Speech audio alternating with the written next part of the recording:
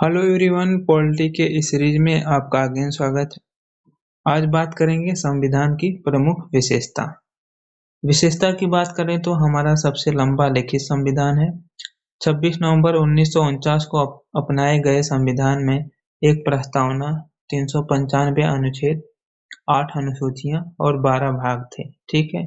वहीं वर्तमान 2019 की बात करें तो एक प्रस्तावना, 470 अनुच्छेद, 25 भागों में विभक्त 12 अनुसूचियां हैं।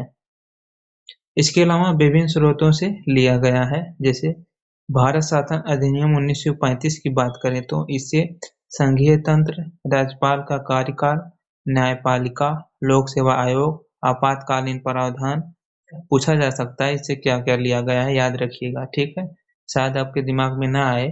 ठीक है, इसलिए मैंने इसको लिख दिया है। फिर वहीं ब्रिटेन की संविधान की बात करें तो विधि का शासन, विधायी प्रक्रिया, एकल नागरिकता, मंत्रिमंडल प्रणाली, परमाधिकार लेख, द्विसदनवाद, लोकसभा राज्यसभा जैसे संसदीय विशेषाधिकार, कार्यपालिका और विधायिका। ठीक है, ब्रिटेन से लिया गया है। वहीं अमेरिका के संविधान की बात करें तो मूल अधिकार, न्यायपालिका की स्वतंत्रता, न्यायिक पूर्वावलोकन, उपराष्ट्रपति, उच्चतम न्यायालय, उच्च न्यायालय के न्यायाधीशों को पद से हटाना, राष्ट्रपति पर महाभियोग, दार्शनिक भाग। ठीक है, अमेरिका से लिया गया है।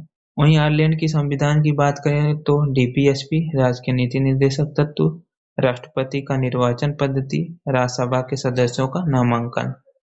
वहीं कनाडा के संविधान की बात करें तो सशस्त्र केंद्र, संघीय व्यवस्था और शिष्ट शक्ति केंद्र के पास, केंद्र द्वारा राज्य में राज्यपाल की नियुक्ति, उच्चतम न्यायालय का न्याय निर्णय। ठीक है। वहीं ऑस्ट्रेलिया की संविधान की बात करें तो इनसे समवर्ती सूची, व्यापार कहीं भी हम कर सकते हैं किसी भी राज्य में, संसद के दोनों सदनों की संयुक्त बैठक। वहीं जर्मनी का बीमर संविधान की बात करें तो मौलिक अधिकारों के निलंबन से है, जो कि आपातकाल में लागू होता है। वहीं सोवियत संघ का संविधान की बात करें तो यहाँ से मूल कर्तव्य, प्रस्तावना, सामाजिक, आर्थिक और राजनीतिक आदर्श लिया गया है। फ्रांस की संविधान की बात करें तो गणतंत्रात्मक और प्रस्तावना में स्वतंत्रता, समानता, बंधुत्व की बात की गई है। दक्षिण अफ्रीका की संविधान की बात करें तो संविधान में संशोधन प्रक्रिया, राज्यसभा के सदस्यों का निर्वाचन। ठीक है, यहाँ से लिया गया है। जापान का संविधान की बात करें तो विधि द्वारा स्थापित प्रक्रिया यहाँ से लिया गया है। याद रखिएगा, पूछा जा सकता है या मिलान करने के लिए पूछ सकता है। वहीं सबसे बड़ी खूबी है, ना तो लचीला हो ना ही कठोर है। अनुच्छेद 368 में दो तरह से संशोधन किया जाता है। कुछ उपबंध में संसद विशेष बहुमत से कर सकती है, वहीं कुछ संसद के विशेष बहुमत और कुल राज्यों के आधे से अधिक का अनुमोदन से भी किया जा सकता है।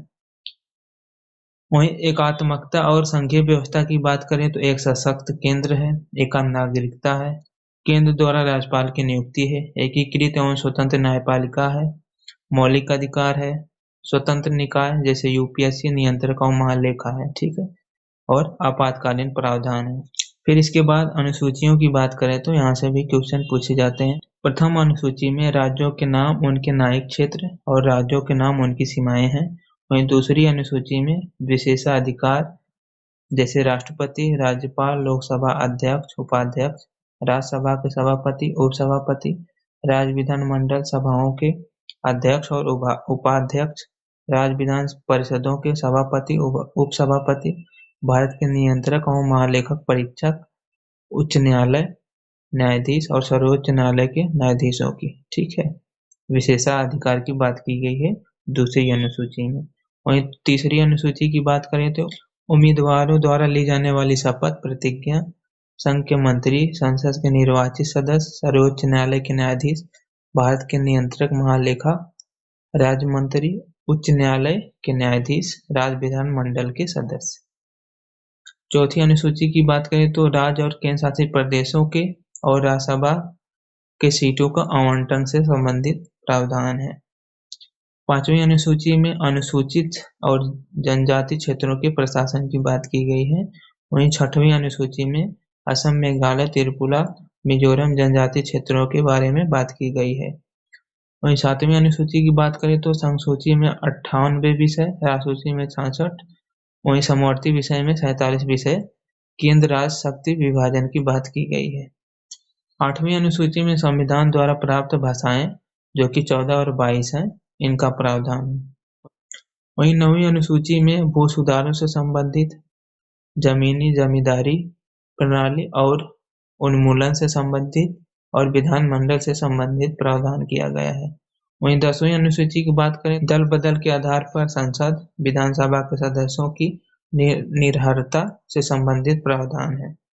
वहीं 11वीं अनुसूची में पंचायत की शक्तियां, जिम्मेदारियां और इनके 29 विषयों का प्रावधान किया गया है। 12वीं अनुसूची की बात करें तो इसमें नगर पालिकाओं की शक्तियां, जिम्मेदारियां और इनके 18 विषय से संबंधित बात की गई।